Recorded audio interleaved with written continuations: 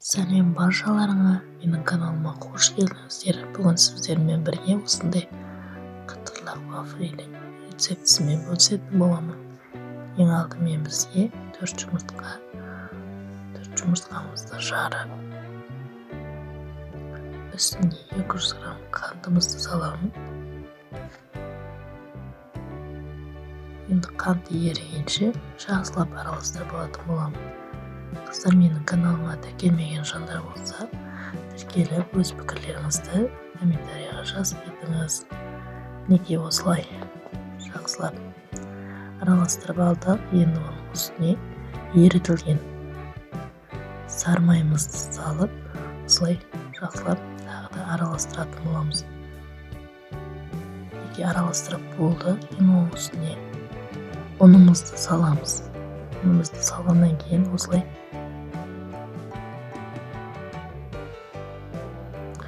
араластырып аламыз. Мінекей осындай сұйық масса болу керек.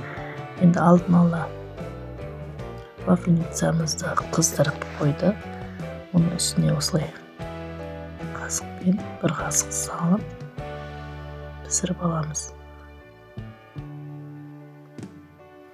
Мінекей біздің вафлиларымыз құйып болды. Енді осыны піскенде ана жері жасыл болады, біздің содан білсек болады.